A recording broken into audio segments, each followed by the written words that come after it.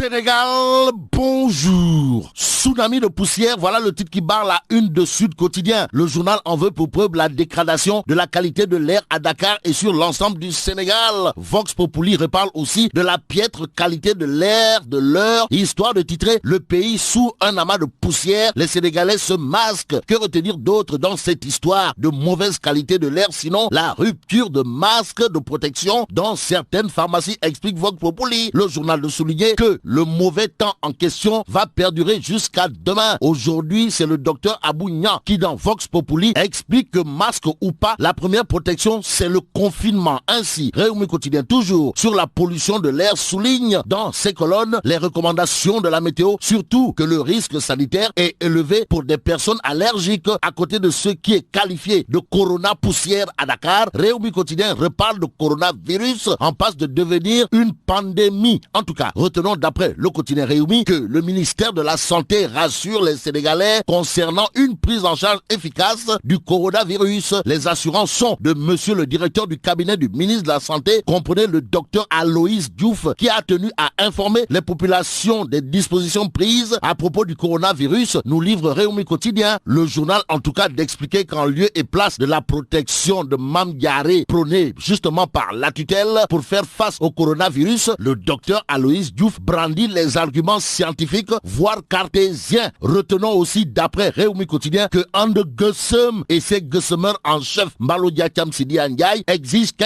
la formation et la protection des agents de santé pour faire face au coronavirus, en entendant que cela ne tombe dans l'oreille d'un sourd avec des autorités parfois dures de la feuille. Le journal Tribune révèle ce matin que Ndeketeyo, celui qui asphyxie la SAR, c'est Macky Sall.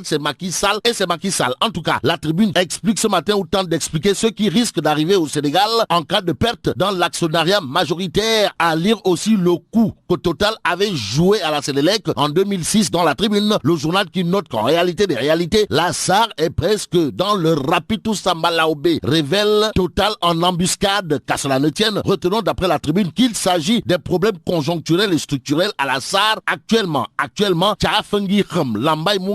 Si on en croit Direct News, le journal révèle le rapport du FMI et des comptes au rouge, histoire d'indiquer que le Sénégal file droit vers un surendettement sans précédent. Le FMI pointe du doigt les dépenses jugées prestigieuses, comprenez un Poukéré qui ne dit pas son nom, et c'est au nom de l'information que Direct News souligne que le ciel d'Air Sénégal et la terre de Diamniadio illustrent le gouffre à milliards. En tout cas, Diamniadio représente l'épicentre de la dette qui a fini d'absorber près de 1500 milliards de l'argent du contribuable. D'après Direct News, l'info qui barre la une de l'évidence s'appelle une bonne nouvelle, à savoir 1985,1 milliards d'exportation, soit 18,9% de croissance. La ZEPEX bat le record. D'où la réaction du docteur Malik Diop, DG de la ZEPEX et ceinture noire de Kung Fu. S'il vous plaît, dans l'évidence, à savoir, cette performance historique est la vision éclairée du président Macky Sall. Bon, la ZEPEX qui bat le record en termes d'exportation. Retenons d'après l'évidence que le docteur Malik Diop, DG, a été époustouflant de chez époustouflant. Bref, l'évidence nous informe aussi que Sadio Mané, c'est l'icône du Sénégal à l'Expo universelle. En attendant, passons à Grand Place qui titre 30 demandes d'autorisation bloquées à Dakar Plateau, le veto de Ali Oundoy sur les permis de construire. Grand Place de souligner, toutes les autorisations de construire ont été approuvées par les services publics concernés. Plus de 200 milliards en jeu et 1000 emplois menacés, indique aussi Grand Place. Le journal de souligner que Oumar Faye de l'RL Askanui dénonce un abus d'autorité. Autorisé à parler de tout, le Témoin quotidien l'est. En tout cas, le journal parle de structures jouant un rôle éminemment social dans le domaine social. Histoire de titrer Asbef aux origines d'une crise. En tout cas, le Témoin quotidien parle d'enjeux avec une cagnotte de près de 2 milliards de francs CFA par année, et aujourd'hui, l'intervention de l'État est souhaitée pour sauver l'Asbef qui est en passe de devenir une société ndemsiale, si on en croit le Témoin quotidien. Et pendant ce temps, Critique quotidien quotidien nous livre que Nyon Lank Nyon Beigne décroche 2 têtes brûlées, 2 têtes cramées. Il s'agit de qui? Eh bien de Bougane Gueye Dany et Barthélémy Diaz qui viennent de rejoindre le combat citoyen. En tout cas, Barthélémy Diaz sur la libération de Guy Marius Sagna de déclarer si Macron le veut, Macky le fera, nous livre critique. Même si la critique est aisée mais l'art difficile, les Échos ce matin parlent de dialogue national histoire de révéler que ça cale toujours autour de Khalifa Sall et Karim Meïssa Wade. D'où les propos de Benoît Sambou à lire dans les Échos, à savoir, ce n'est pas ici que vous devez poser leurs problèmes. En tout cas, Maître Ousmane Sey, toujours dans les Échos, dira le dialogue est en train de s'immiscer dans le fonctionnement de la justice. Déthié Fall ou le nandité de classe exceptionnellement exceptionnelle, en toute exceptionnalité dans l'exception, a, d'après les Échos, affiché une détermination à lutter pour que Khalifa Sall et Karim Meïssa Wade recouvrent leurs droits civils et politiques. Politique toujours pour terminer avec le quotidien. Le quotidien, le journal titre débat autour de la décrispation, le dialogue crispé. En tout cas, le quotidien nous informe qu'après des échanges houleux avec Déthié Fall et Valdiodio Ndiaye, Benoît Sambou boude et quitte la salle. Et là, mais là, tu donc de. Wow, il faut nous dire. Bon, vive le Sénégal. Mesdames et messieurs, bonjour. La session du dialogue politique qui s'est tenue hier n'a pas été de tout repos. Aujourd'hui, nos confrères de Sud Quotidien nous racontent que la tension était montée d'un cran et nos confrères nous indique qu'il y a eu une vive altercation entre le coordonnateur du pôle de l'opposition Déthié Fall et celui de la majorité présidentielle Benoît Sambou. Et sur les faits, il a été indiqué que c'est le député du parti Rewmi qui avait pris la parole pour fustiger l'attitude de la majorité présidentielle qui, à son avis, s'est arc-bouté sur une position refusant de faire des concessions. Toujours selon Sud Quotidien, Déthié Fall a déploré les désaccords notés sur l'objectif spécifique 7. Il aurait reproché à la majorité d'être à l'origine des mésententes sur 5 des 6 points du dit objectif spécifique. Et il s'agit entre autres du cumul des fonctions de chef de parti et de président de la République, de la liberté de candidature, de l'arrêté Ousmane Gom ou encore de l'article 80, sans oublier la décrispation de l'espace politique. Et donc Déthié Fall a interpellé nommément le coordonnateur de la majorité présidentielle en lui faisant porter le chapeau. Et c'était la goutte de trop pour Benoît Sambou qui a préféré bouder la salle. Et il a fallu l'intervention de Chersar, Ousmane Sey et autres qui sont sortis pour faire revenir ce dernier à de meilleurs sentiments. Ce qui fait dire à nos confrères du journal Sud Quotidien que l'objectif spécifique 7 du dialogue politique est une patate chaude pour la commission cellulaire du dialogue politique. Et jusqu'à présent, les acteurs n'ont pas pu trouver de consensus autour de la question de la décrispation du paysage politique. Pour ce qui est du collectif Nyon Lank, nos confrères du journal Critique nous indiquent qu'ils cherchent du renfort auprès de Bougane Gueye Dany et de Barthélémy Diaz. Ces 2 têtes brûlées, comme les appellent nos confrères du journal Critique, ont validé le combat de Nyon Lank. Et justement, à propos de l'affaire Guy Marius Sagna, nos confrères du journal 24 heures considèrent que jusqu'à présent, rien ne bouge concernant cette affaire. Et pourtant, beaucoup de personnalités ont fustigé sa mise en détention. C'est le cas de Barthélémy Diaz, qui, après ses propos trouvés choquants, déclare qu'il n'a rien à se reprocher. Mais ce qu'il faut surtout noter avec nos confrères du journal Tribune, c'est que pour la libération de Guy Marius Sagna, le FNR et Nyon Lank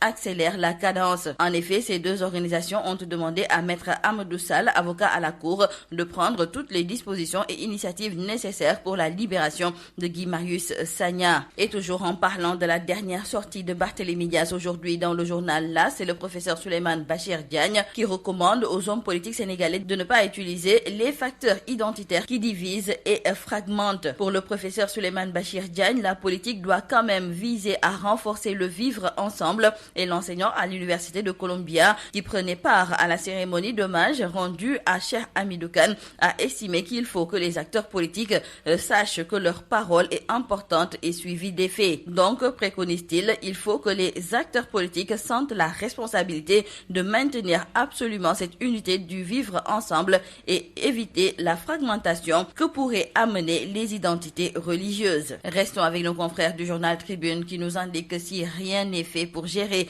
avec efficacité les problèmes de nature conjoncturelle et structurelle que connaît la société africaine de raffinage, le Sénégal risque de perdre une certaine souveraineté dans la gestion et le raffinage des hydrocarbures. En effet, avec le retrait signalé de Khadimba de Locafrique qui détenait jusque-là 36% de l'actionnariat de la SAR, il reste et demeure évident qu'au total multinationale française est en embuscade embuscade pour tout rafler. Le dernier rapport du FMI renseigne que notre pays se dirige vers un endettement excessif et il ressort de la publication du FMI que la dette publique totale a presque doublé depuis 2012 au début du premier mandat du président Macky Sall. Et aujourd'hui donc, nos confrères du journal Direct News se trouvent que si l'on y prend garde, notre pays va filer tout droit vers un surendettement. Le maire de Dakar Plateau est-il en train de délaisser sa commune au profit de son poste de ministre de la Pêche et de l'économie maritime? Cette question, ce sont nos confrères du journal Grand Place qui se la posent après la situation de statu quo constatée sur les procédures administratives. 30 demandes d'autorisation ont été bloquées à Dakar Plateau et pourtant, toutes les autorisations de construire ont été approuvées par les services publics concernés. Et le président de l'Hérald Askanui, Oumar Faye, interpelle l'État sur le blocage des autorisations de construire devenues monnaie courante dans cette commune de la capitale sénégalaise. Et il parle même de plus de 200 milliards en jeu et 1000 emplois menacés. Le carême chrétien débute aujourd'hui et sera observé jusqu'au 12 avril avec le traditionnel cérémonial de distribution des cendres communément appelé mercredi des cendres. Aujourd'hui, dans le journal Le Soleil, nos confrères reviennent sur le début du carême des chrétiens avec ce rite d'imposition des cendres qui est une démarche de pénitence qui ouvre le temps du carême et qui invite chaque chrétien à changer ses habitudes pour prendre la route de l'évangile et particulièrement de la miséricorde. Terminons par nos confrères du journal Réumi Quotidien qui reviennent sur le coronavirus et ça devient sérieux selon nos confrères car en Chine, plus de 2600 décès ont été enregistrés, 15 morts en Iran et le vice-ministre de la Santé serait même touché par le virus. En Corée du Sud, 10 décès ont été dénombrés et nos confrères du journal Réumi Quotidien nous parlent aussi de l'Italie touchée par le coronavirus. Le pays est en alerte maximum avec des précautions prises à tous les niveaux pour contrer l'avancée de la maladie. C'est tout à vos journaux et très bonne lecture. Sankak, la représentante résidente du Fonds monétaire international à Dakar. Dans sa réponse, Madame Sankak constate que sur la base des données préliminaires, l'exécution budgétaire prudente et les efforts de mobilisation des recettes ont permis d'atteindre l'objectif de déficit de 3% du PIB en 2019. Dans un entretien au long cours, la représentante du FMI à Dakar porte un regard sans complaisance sur l'économie du pays. Madame Sankak relève que le prix de l'électricité est trop élevé au Sénégal. Elle explique également les raisons qui font que la majorité de la population ne ressent pas l'impact de la croissance économique. Et elle termine pour dire que la plupart des entreprises du secteur privé sont encore dans le secteur informel où la productivité est faible. Et ça s'appelle les vérités du FMI sur le Sénégal, écrit l'Obs en une. Une alerte à la une de la Tribune. Si rien n'est fait pour gérer avec efficacité les problèmes de nature conjoncturelle et structurelle que connaît la société africaine de raffinage, le Sénégal risque de perdre une certaine souveraineté dans la gestion et le raffinage des hydrocarbures. À l'origine, explique mon confrère, le retrait signalé de Khadimba de Locafrique qui détenait jusque-là 36% de l'actionnariat de la SAR. L'observateur saisi explique les incidences de cette démission de Khadimba. Selon mon confrère, la SAR ne dispose que de 40 jours de réserve et qu'il faut donc trouver 40 milliards CFA d'urgence pour sauver la situation. Mon confrère de la Tribune saisit et note que c'est Total qui vient en embuscade. Mais là, un économiste alerte de l'avis de Mansour Samb. Permettre à Total de s'adjuger la majorité des actions de la SAR est un danger pour notre politique de souveraineté énergétique. En attendant d'y voir plus clair sur cette affaire de la SAR, intéressons-nous au dialogue politique. Le quotidien qui nous en parle ce matin constate qu'il est crispé. En atteste ces échanges houleux sur les cas Karim Wade et Khalifa Sall. Mon confrère note d'ailleurs que le débat sur la décrispation a fini par crisper le dialogue. Ça cale toujours autour de Karim Wade et de Khalifa Sall, embraye les échos. Le quotidien souligne que les échanges étaient musclés au point que Benoît Sambou a fini par quitter la salle, ne pouvant plus tolérer les propos de Déthié Fall et de Valdiodio Ndiaye. Dans tous les cas, reprend les échos. Lui, Déthié Fall se dit déterminé à lutter pour que Khalifa et Karim recouvrent leurs droits civils et politiques. L'attitude des hommes politiques, justement, vue par le professeur Souleymane Bachir Diagne dans les colonnes de l'As quotidien. Il dit avoir constaté que les appartenances ethniques et religieuses sont de plus en plus convoquées par les hommes politiques dans leur discours, ce qui peut être un précédent dangereux. À ce propos,